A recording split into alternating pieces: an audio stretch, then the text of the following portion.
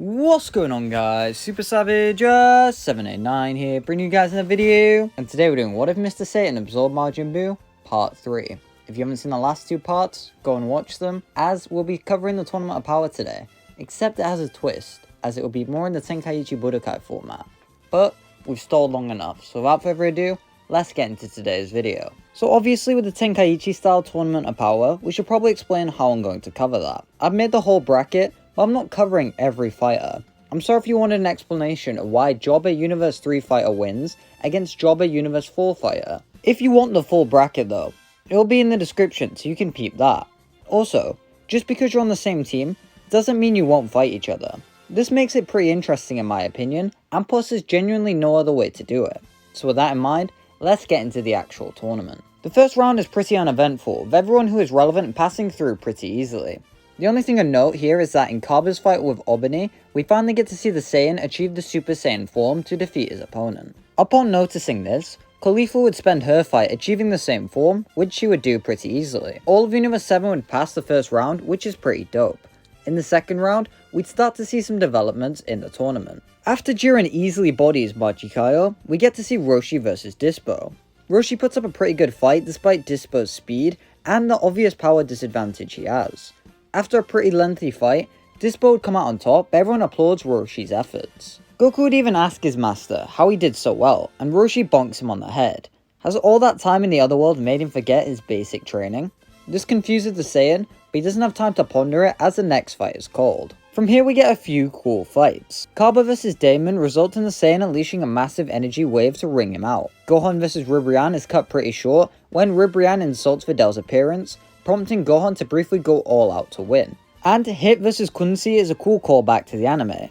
Sal now would put up a good fight against Toppo here, as he would have all the Namekians fuse into him, making him significantly stronger than his canon self. Regardless though, I still see Toppo pulling ahead to defeat him. We have to say goodbye to Tenshinhan, who loses to the Universe 2 Yadrati and Jamise. Krillin also loses to Kale here, mentioning to everyone how he feels like she's holding back a lot of power. But we arrive at the third round of fights, where hopefully we can go more in depth. Jiren vs Dispo is the first fight of this round, and is probably also the quickest. Jiren doesn't even hesitate against his ally, eliminating him with one punch as if he were an enemy.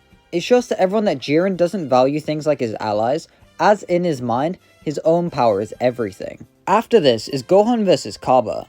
The Universe 6 Saiyan asks Gohan to use Super Saiyan to show him how far he has to grow, but he declines. He's choosing to evolve as a human and use his own path to power. Kaba would respect that, and so he'd begin fighting Gohan.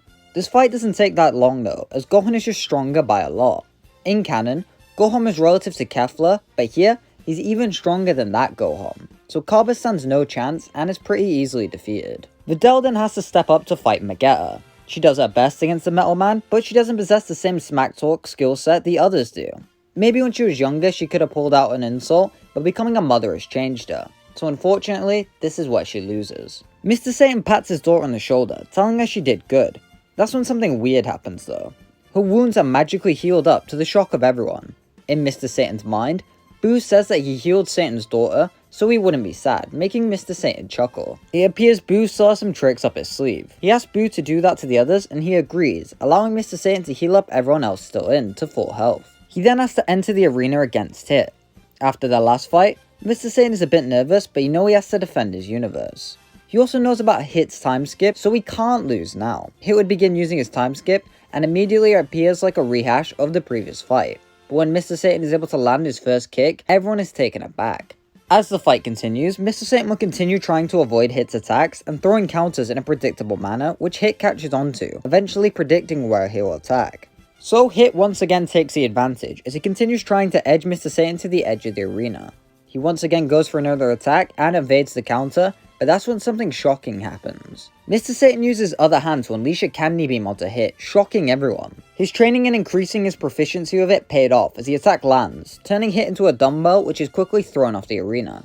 Universe 7 all applauds Mr. Satan's efforts as he returns back to the stands. Goku would step up against Toppo and would recognize how outmatched he is immediately. He starts the fight out using Super Saiyan 3, but it's clear that Toppo has a power advantage by a wide margin. So Goku is forcing the Super Saiyan God fairly quickly, but even then he's still far outclassed. He cusses himself out as he recognizes the need for more power. His hand begins to glow as he recognizes the only way to win is with the Dragon Fist. Unfortunately though, he cannot close the distance to land it. Maybe if he was stronger he could win this. That's when Roshi's words echo through his head. Has he forgotten what he was taught? All the words of his previous masters flow through his head, as his hair turns black, lunging at his opponent. Toppo comments that he has no way to win, unleashing a powerful blast that is sure to end the fight. As all hope seems lost, that's when everyone sees what happened. Goku is tapped into Ultra Instinct Sign.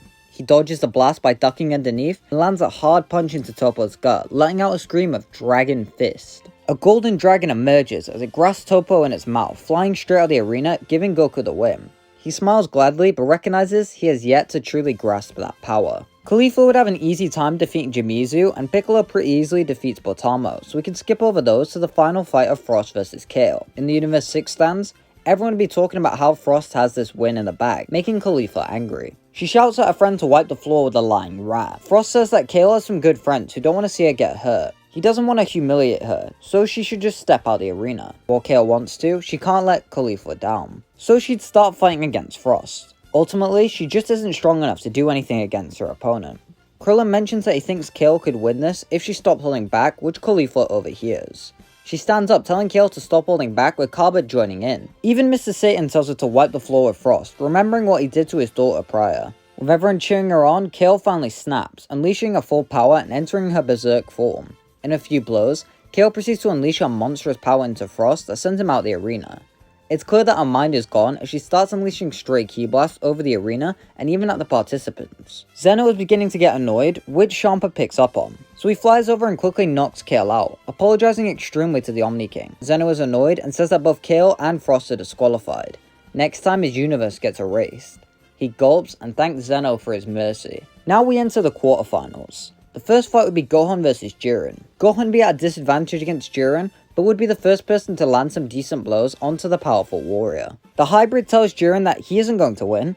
Fighting just for the sake of power is always a flawed idea that won't get you anywhere. Out of curiosity, Jiren asks why Gohan fights. He responds that he fights to protect his family, his friends, and everyone who cannot protect themselves. Jiren tells him that if he believes that, at least he won't have to watch him get erased in person. He then eliminates Gohan from the arena. Next up is Mr. Satan vs Vegeta. After he defeated Videl, Mr. Satan would want to hurt the Metal Man. He obviously has the ability to smack talk, and nothing Vegeta does can hurt him, so this fight is pretty quick, leading to Mr. Satan winning. Kale would awaken and apologizes to everyone upon learning what happened. Caulifla tells her not to worry, they're still sisters. As proof of this, she's going to give her a friendship token, handing her one of the earrings she stole from the Kaioshin. Upon realizing what those are, Champa gets an idea. He tells them to put the earrings on, which they would do, a bit confused, becoming Kefla and entering the arena against Goku. Champa defends this as it's technically still being Caulifla. Besides, it's not like Beerus is in a position to complain after that stunt with the kids last tournament. Zeno would agree with this as he thinks it's a cool idea, and Goku would even be on board with it.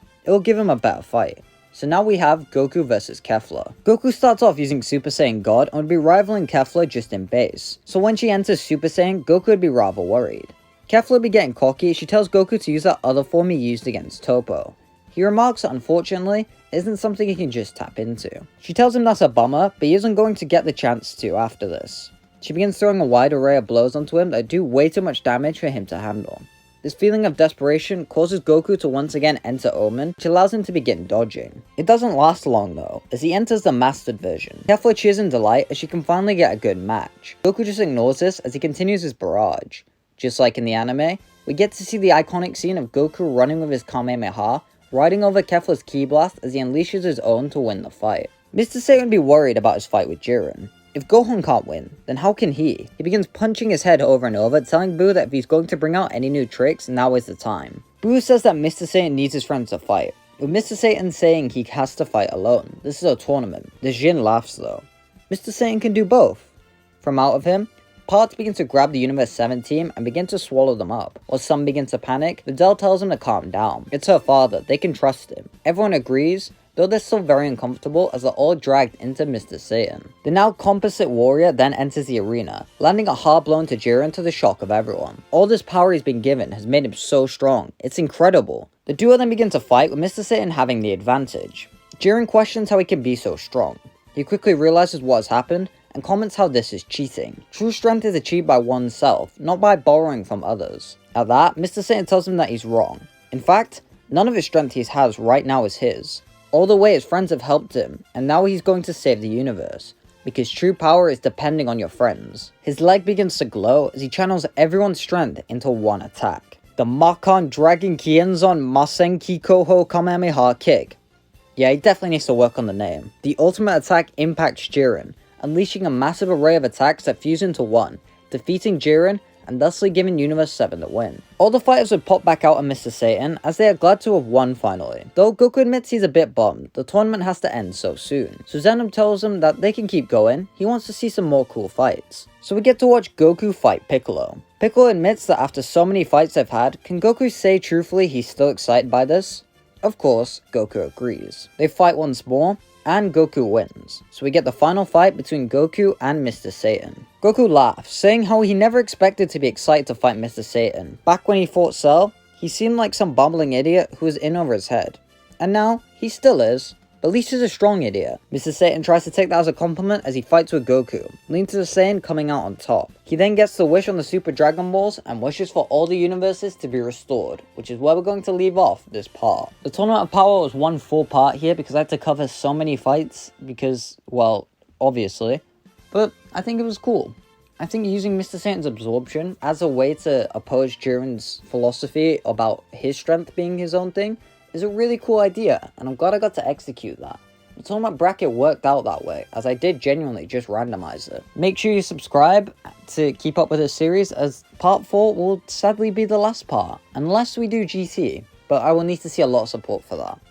But yeah, bye!